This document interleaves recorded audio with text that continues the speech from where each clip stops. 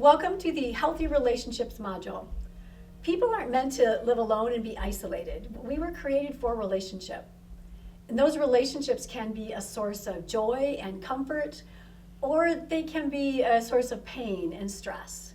Largely, it's really up to you. So everyone can learn the skills that they need to create healthier, happier, and more satisfying relationships. I'm going to start off by telling you a story of Taylor and Jamie.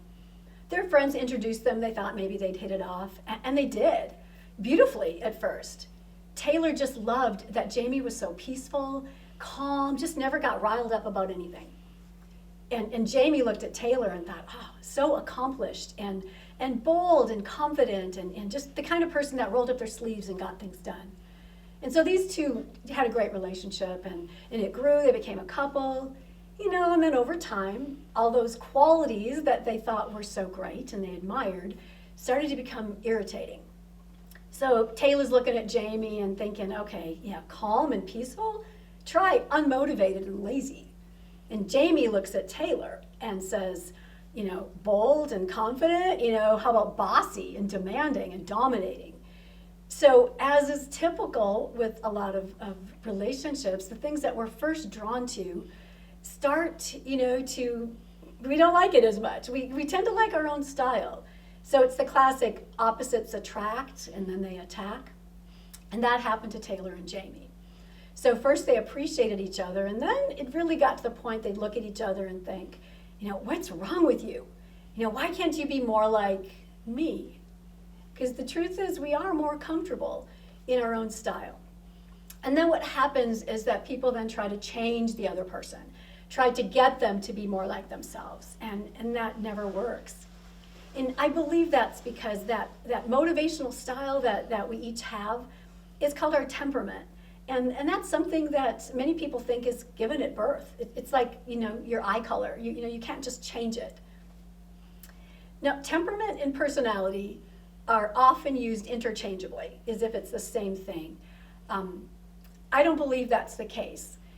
Temperament, I believe, is something that you don't change. It's a part of who you are. But personality, on the other hand, is more like character. When you meet somebody or somebody asks you about somebody and they say, what kind of personality do they have? You're really looking at their consistent behavior, right? Like if you know somebody for 20 years who's always just really nice and friendly, and then one time you saw blow up, you wouldn't say, oh yeah, she's a real hothead, right? You'd say that, no, she's really nice and pleasant person, because that's generally how they are. So it's more about the behaviors that you see, the character that they have. And that can change. We can change our character. We can change our personalities by our choices. Our behavior and how we act really comes from, our attitudes. It's what we think and what we feel about something. And our attitudes come from what we believe and what we perceive. So it starts there. So the way to change our behavior really got to go back to what is it that you really are believing, perceiving about something, what the conclusions that you're drawing from that, that's going to affect your attitude, your emotions, that's going to affect your behavior. And if you keep repeating that kind of pattern, pretty soon that's going to be your character and what people identify you as. That can all change. Let me give you an example. Two people can have the exact same experience, externally, but have it very different internally inside their head. So we'll take two people, person A, person B, and they're at the grocery store. So person A is shopping and down the aisle sees a friend they hadn't seen in a long time. And so they look at that friend and they smile and they wave, and their friend looks directly right at them and then just turns and walks away. So person A views that situation, perceives it, and then believes, my friend just snubbed me. They just completely rejected me. That's their perception of what just happened. And they believe that. And so that's going to affect their attitude. They first might feel hurt, kind of sad, like, wow, that, I thought we were friends, and feel that rejection. People don't usually like to stay in sadness too long just because it feels weak and it's uncomfortable. So sometimes people will turn that to anger. So it's a more powerful feeling. And so instead, maybe this person A might think, what a jerk. I never did anything to deserve that. I don't need friends like this. If I see that person again, I'm just going to avoid them. I'm done. I don't need this. Who needs friends like that? And might just completely avoid or withdraw. If they see this person at the checkout, they're probably going to go to a different aisle. They're going to avoid him completely. Now let's take person B. Same grocery store situation. They see their friend, they wave, their friend looks at them, turns and just walks away. Now, person B is thinking, what they're perceiving and believing is, oh, that's not like them. That's not how they usually are. Something must be wrong. And so that's going to affect then their attitude, right? Their behavior, their feelings and their thoughts. They might think, did I do something to offend that I'm not aware of? Or, something must be wrong. I wonder what's going on. So their emotions might be more curiosity and concern. And that's going to affect their behavior. They're going to take that cart and, find that person in the next aisle and go up to them and find out, did I do something to offend you? Or are you okay? This isn't how you normally act. What's going on? You looked right at me and you walked away. And maybe the story was this person said, I'm shopping, I went to get groceries, and I got a phone call from my doctor and got my lab results in, and I'm in late stages of cancer, and just walking around the store days, I didn't even see you. And so we don't always get our perceptions right? And what we believe might not always be right. And our behavior can reflect that. And so, I always encourage people to go ahead and be curious, get more information, develop the kind of character that you're proud to have, that you want to have, that helps create better relationships. So person A lost a friend, avoided a friend. Person B went towards and enhanced a relationship of a friend. That's all part of your personality, your character, which can be changed. Temperament is a big part of personality and character. It does make up a lot of it. And so that's important. That's going to help, how we're motivated, our style. But our experiences affect our personality and our character as well, right? Sometimes we've experienced some traumas, good experiences, bad experiences. Our values also will affect our character and our personality. That can be changed. But our temperament is something different, and that's what we're going to look at a little bit more today. Again, temperament, some people believe, is something you're born with. So where did this whole idea of temperament come from? It's got an old history. It started over 2,000 years ago by a man named Hippocrates. This is like 400 BC. And he's considered the father of medicine.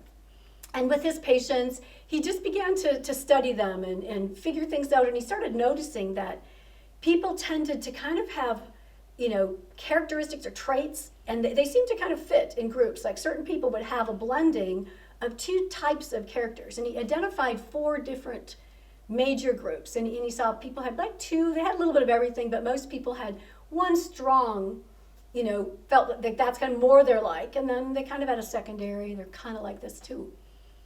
And the word temperament comes from a Latin word to mix. So it's this mixing of these two motivational styles that people tended to have. Since then, maybe you've heard, there's been a lot of, some people say personality, but temperament tests throughout the years. You may have heard the DISC or Myers-Briggs, Kiersey-Bates. There's tests on what color are you, what numbers or letters are you. People take all kinds of variations on what kind of employee you are. And there's all kinds of offshoots, but they all seem to still have kind of the basic 4 categories. My favorite way to remember this, it just comes so much easier. The old terms were all based on, medical type terms. But back in the 90s, Larry Bellato took those 4 temperament types from Hippocrates, and he changed the names so they're more modernized and easier to remember. So he calls 4 of them, and he calls them countries, because people from different countries have different languages.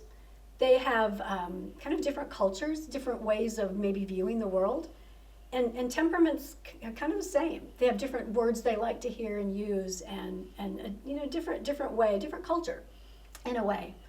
So he says that people are from 4 different countries, and that you have a favorite preferred country and you have a secondary country. In a sense, then he developed his own test called the Flag Page, and Mark Gungor, a Christian comedian, uses that for helping marriages now, and so he uses the same type of thing. So the 4 countries are control country, fun country, perfect country, and peace country. So let's dive in and get to know these countries a little bit. And as we discuss them, just briefly, kind of see if you can identify yourself. Do any of these countries feel like, yeah, I'm kind of like that, that's like me? And realize there's going to be favorable things about these strengths, and there's also weaknesses. So be honest that, and kind of take a look and see maybe how you fit in here. So we're going to first visit control country. Control country people are really about getting the job done. They roll up their sleeves, they are hard workers, they're natural leaders. The biggest thing is important to them is accomplishing the task, and doing it well. Sometimes, in accomplishing that goal, sometimes they can not be as sensitive to the people around them, kind of plow them over, because their focus more is getting this job done. They're goal setters. They have just a lot of strength in this area. People sometimes will look at them and think, they don't need anything. They're so confident and bold and adventurous.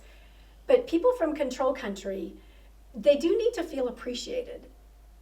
If they're not feeling appreciated, they can become the worst versions of themselves. And that looks like, bossiness, dominating. They'll interrupt conversations or talk over people. Lack sensitivity. And so the best way to bring out the good in control country is to show that appreciation, even if you think that they don't need it. The next country we're going to visit is fun country. Now, people from fun country love to smile and laugh. And for them, it's all about finding fun ways to do things. That's kind of the most important thing. They like to get noticed, they like attention, but they mostly just love to have fun and turn anything into fun. These are the kind of people that can have a very embarrassing moment, but they'll go and tell it to anybody just because it's a funny story. Where some of the other temperaments might feel, embarrassed, or they just won't want people to know that about them. But fun country people, they just enjoy making life fun, and they love adventure. They're usually very, very friendly. They're usually very faithful. People from fun country sometimes have extreme emotions. Other people might look at them and think they're unstable because they feel really happy and excited, but they can also feel very deeply and feel very down when the situation warrants that too. So. But overall, if you show appreciation with that, if you value them and respect them for who they are, and you give them that attention that they need, they're the life of the party. They bring just lots of joy to situations. If you don't, though, they can sometimes be at their worst. They can be impulsive. They can be irresponsible, and that can cause a lot of problems for them and in relationships. The next country we're going to visit is perfect country. Now, the people in perfect country are not perfect, but they would just like the world to be perfect. They love the words like ideal, perfectionism. Their goal is to get everything right. They just want things done right. That's so important to them. Some people will look at somebody from perfect country and call them, controlling. They think they're from, control country. And people from perfect country, they don't get that because they're really not trying to control anybody. They just really want things to be done a certain way. If you ask somebody from control country, do you want to be boss? Do you want to be in charge? They're going to say, well, yeah, of course. I like to run things. I want to be in charge. Somebody from perfect country would say, no, I just want to make sure things are done correctly. They bring details, come to life with them. They're focusing on improving things, making things better. This can be challenging for them and for the people in their lives because they also, if somebody from perfect country loves you, they are going to want to improve you. So they might point out things that you can do better, some of your flaws. And for the people on the receiving end of it, it doesn't feel that great. It feels like they're being criticized or they're nitpicking. But that's not the heart of somebody from perfect country. They're the most creative and the most sensitive types. Sometimes people feel like, you're throwing darts at me, I'm going to throw some back. And they don't understand how deeply somebody from perfect country can get wounded by that because they are so sensitive and they feel things very deeply. They often are very self-sacrificing, very faithful friends. when they're at their best, when they are valued and understood. When they're at their worst and they're not understood, they can, set standards way too high. They can be moody, critical, and nitpicky about things. And so that can be really tough for them in their relationships. One of the challenges that people from perfect country have that other countries don't experience is that when someone from perfect country gets, wounded and has a lot of hurt, sometimes they'll turn that desire for perfectionism and to make things better onto themselves. And they call it damaged perfect. So they have these unrealistic expectations of perfectionism, thinking they have to be perfect, and it's kind of self-abusive, and that can be a problem for them. The last stop on our journey here is to peace country. Now, for peace country, everybody just get along so I can have a peaceful life. They're just very adaptable, calm, they're great listeners, they don't get riled up about things. They just want life to be peaceful. They're the kind of people that will say work smarter, not harder. They like to put the least amount of effort into getting a job done. So they're more efficient, maybe than some of the other countries. Because they are adaptable and so agreeable, sometimes they can get pushed around by the other countries. Control country comes along and says, hey, you need to be more productive. And so peace country will be like, oh, okay, yeah, we'll get some more done. Fun country is like, you need to liven up a little bit. Let's go do something fun. And oh, sure, I'll do that. And then perfect country comes along and says, I think you need to improve this in your life. You'll be a lot happier. So they're willing to try that. But to a point, when people from peace country, aren't respected for who they are, they can shut down and just cut off a relationship. At their best, they are good listeners and faithful and peaceful and, so pleasant, enjoyable to be around. But at their worst, they can get stubborn and lazy. And even though they often have a witty sense of humor, sometimes they can use that humor and be kind of cutting and sarcastic to other people. So with each of these characteristics and the combination of two, each has their own strengths, each has their own weaknesses. And the more that we understand our temperaments and how we're wired and how other people are wired, we can maybe start speaking their language a little bit more. We can start maybe, working with them a little bit more. Because why does it matter? The idea is to have better relationships and reduce conflict. And if we don't try to understand where somebody else is coming from, then oftentimes that's where those conflicts start. Let's go back and visit Taylor and Jamie, who we met at the beginning. So they have this ongoing fight. Every weekend, this is their repeated fight. They work during the week, so they have the weekends off. So, Jamie, what country do you think Jamie's from? Jamie's from peace country. I've worked all week. I just want to chill. Just going to watch some TV and just relax. This is great. Taylor, on the other hand, who do you guys think Taylor's from?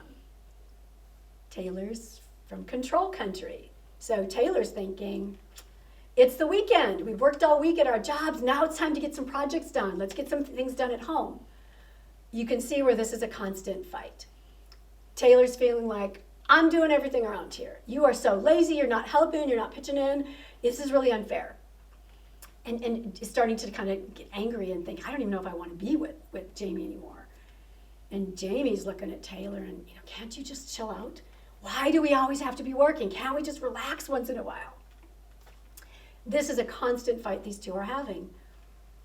So if they could start understanding their own temperament, Taylor can say, yeah, I do like to get things done. That's really important to me.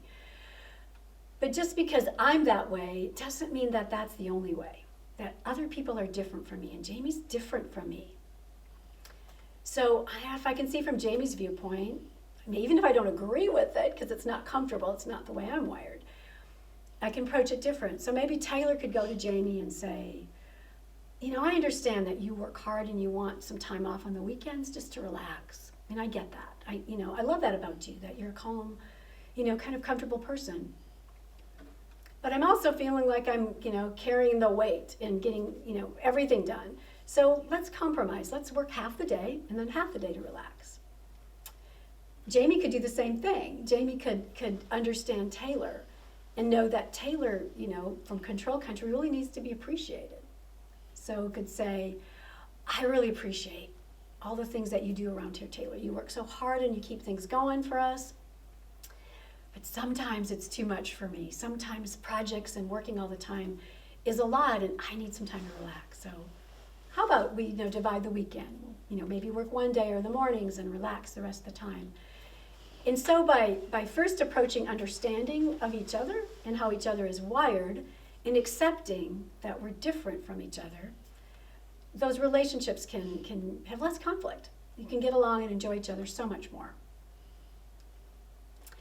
And that's kind of what it's all about, isn't it? About improving those relationships and understanding people, on their level a little bit more. I would say this as a rule of thumb with any relationship that you have. If you have any kind of conflict or argument or if you just kind of, bristle, you just kind of feel when you're around somebody, pause, stop, don't react, don't assume that your perceptions and everything, that you have all the answers, because we know how that happened with person A in the grocery store.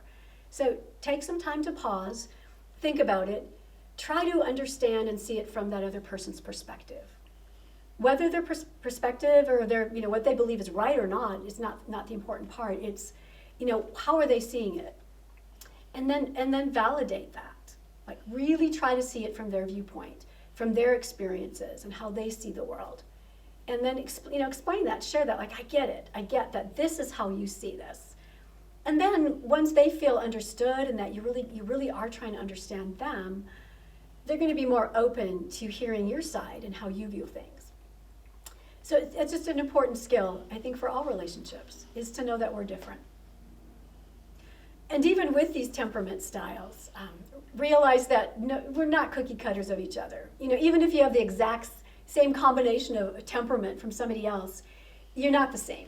We're all different. We have different experiences. Our personalities are different. Our character's different. The way we view life and what we value is different. And so being able to learn each other and understand each other is important. Even whether you're an introvert or an extrovert makes a difference. And people who are more introverted, they like deeper conversations, more one-on-one. They get drained when they're around a lot of people and they need time to recharge. Extroverts are energized by people. They love being around people. And when they're alone too much, they can get kind of down and just feel drained. So even those aspects can really affect the way a person lives and how they handle things. And so understanding and appreciating those differences can really help you to be having a happier and healthier relationships. And isn't that what we all really want? We want to be really known, understood by others, and to be loved by others for that. So may you continue on and learn more about yourself and the people that you care about. In your workbooks, you'll see that there is a temperament test that you can take if you want to and kind of figure out, where you fit in and what those two favorite types of the countries that you're from. There's also some discussion questions and some role plays that you can do to kind of practice these skills, because it doesn't come natural sometimes to us. We do need to practice and learn new skills so that we can be the people that we want to be. So thank you so much for listening, and continue on with the Healthy Relationship Project.